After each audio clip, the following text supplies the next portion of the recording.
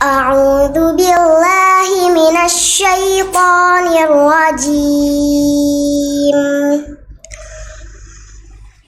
Walaqad atayna Ibrahima rusydahu min qablu wa kunna bihi alimin. إذ قال لأبيه وقومه ما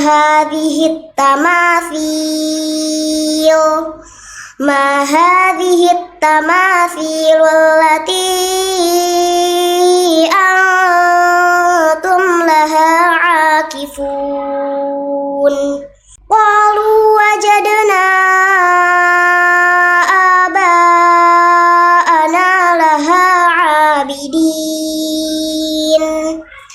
قال لقد كنتم أنتم وآباؤكم في ضلال مبين قالوا أجئتنا بالحق أم أنت من اللاعبين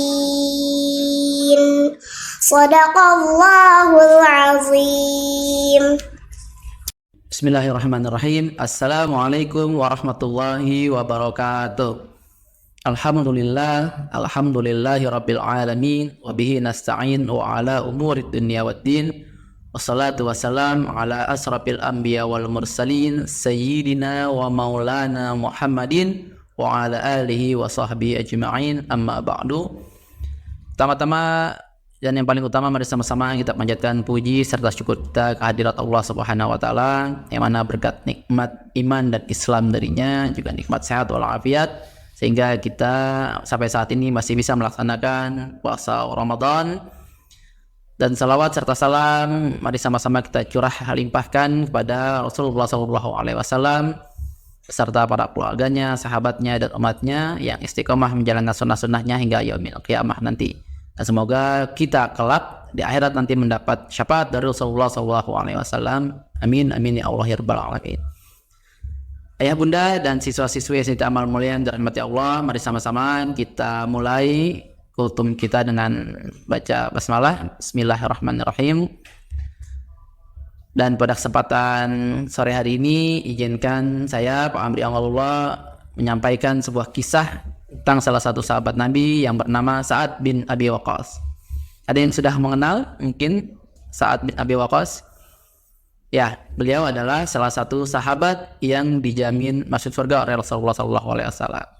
Beliau adalah sahabat dari as-sabiqunal awalun, atau orang-orang yang pertama memeluk agama Islam. Beliau memeluk agama Islam di usia yang cukup muda, yaitu usia 17 tahun, di mana pada saat itu masih jarang sekali yang memeluk agama Islam. Dan seperti yang tadi saya sampaikan, bahwa beliau adalah salah satu sahabat yang dijamin masuk surga oleh Rasulullah SAW. Karena suatu ketika Rasul sedang bersama sahabatnya yang lain di suatu majelis, kemudian beliau mengatakan bahwa sebentar lagi akan datang calon penghuni surga. Nah, tentunya sahabat lain bertanya-tanya, siapa yang akan datang calon penghuni surga yang dimaksud oleh Rasulullah SAW tersebut. Nyata tak lama setelah Rasul menyampaikan hal tersebut, datanglah Sa'ad bin Abi Waqqas. Ada salah satu sahabat yang heran dan penasaran, kenapa Sa'ad bin Abi Waqqas ini menjadi salah satu sahabat yang dijamin masuk surga. Akhirnya sahabat tersebut pun mencari tahu dan bertanya langsung kepada Sa'ad bin Abi Waqqas. Ternyata salah satu amalan yang luar biasa yang dilaksanakan oleh Sa'ad bin Abi Waqqas adalah beliau memiliki hati yang lapang. Artinya setiap kali sebelum tidur beliau selalu berusaha untuk mengingat-ingat kesalahan orang lain, dan pada saat itu juga beliau memaafkannya. Untuk ibadah yang lain tidak ada yang beda dengan sahabat-sahabat yang lainnya. Namun untuk urusan hati, ya, memaafkan kesalahan orang lain, Sa'ad bin Abi Waqqas adalah orang yang sangat pemaaf. Nah, dari situlah amalan yang luar biasa yang akhirnya menjadikan Sa'ad bin Abi Waqqas dijamin oleh Rasulullah SAW menjadi salah satu calon penghuni surga. Selain itu, beliau juga adalah anak yang berbakti kepada orang tuanya.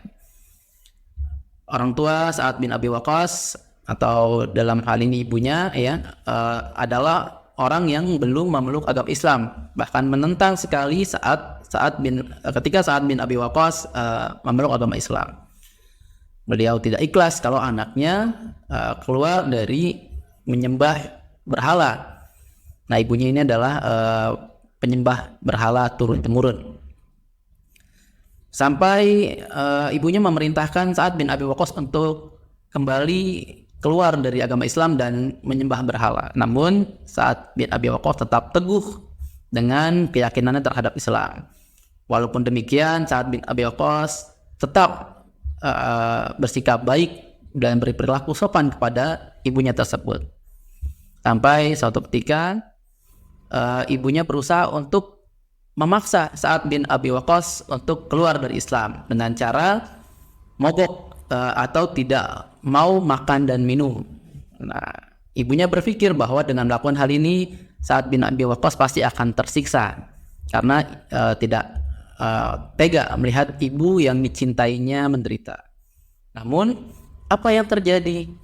Nah, Sa'ad bin Abi Waqqas bahkan malah menyampaikan kepada ibundanya, "Wahai ibuku, seandainya engkau punya 70 nyawa dan setiap nyawa itu berkurang satu persatu, tentu aku tidak akan keluar dari agama Allah Subhanahu wa taala." Masya Allah. Ya, mendengar hal itu ibunya pun akhirnya menyerah ya, memaksa Sa'ad bin Abi Waqqas untuk keluar dari Islam.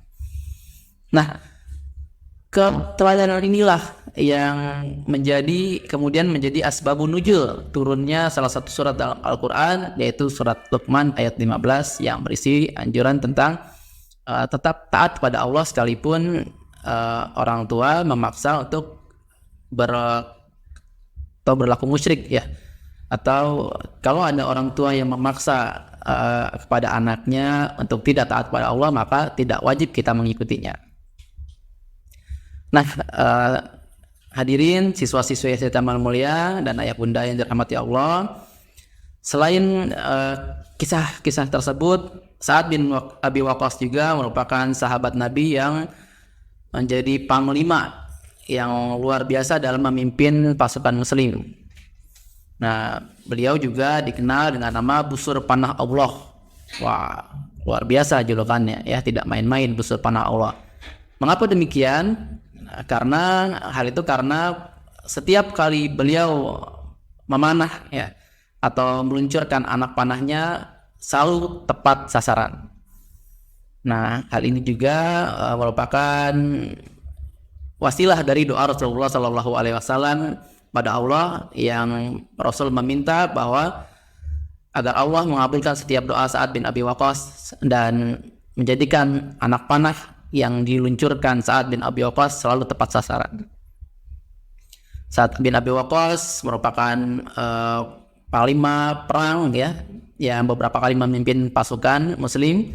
Ada satu kisah heroik ketika Sa'ad bin Abi Waqqas memimpin pasukan muslim ya, yaitu saat memerintahkan kepada pasukannya untuk membuang atau melemparkan seluruh tenda-tenda pasukan muslim pada saat itu ke sungai.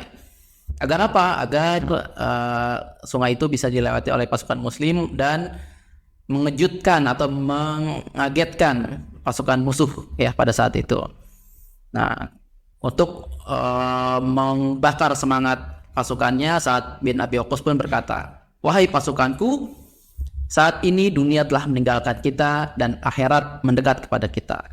Untuk itu marilah kita teguhkan iman kita, tinggalkan dunia, dan kita berjihad di jalan Allah Subhanahu wa taala." Masya Allah. Kata-kata yang luar biasa yang menggugah semangat pejuang pada saat itu, sehingga akhirnya umat Islam berhasil memenangkan pertarungan melawan kaum musyrikin. Walaupun dalam sejarah disebutkan jumlah pasukan Islam itu kurang atau lebih sedikit daripada jumlah pasukan kaum musyrikin. Masya Allah ya, luar biasa.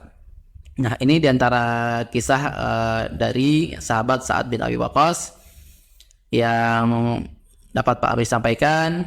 Adapun hikmah yang dapat kita bisa ambil dari sahabat Nabi Sa'ad bin Abi Waqqas adalah yang pertama, selalu berpegang teguh kepada agama Allah apapun kondisinya dan bagaimanapun cobaan yang kita hadapi, selalu teguh dan yakin bahwa janji Allah itu pasti.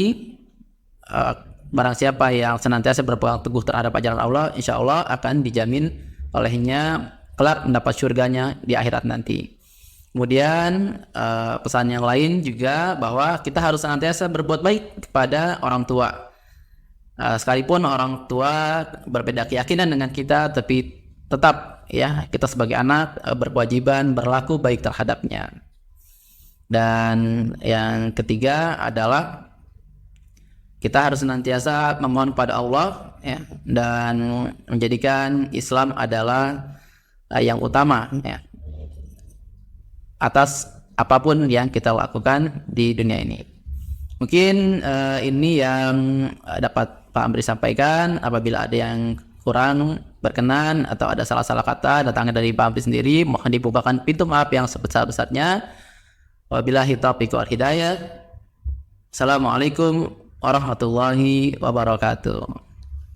Baca doa berbuka puasa, zahabat zoma wa batalatil uruku wa sabatal ajru insyaallah. Telah hilang dahaga, urat-urat telah basah, dan telah diraih pahala.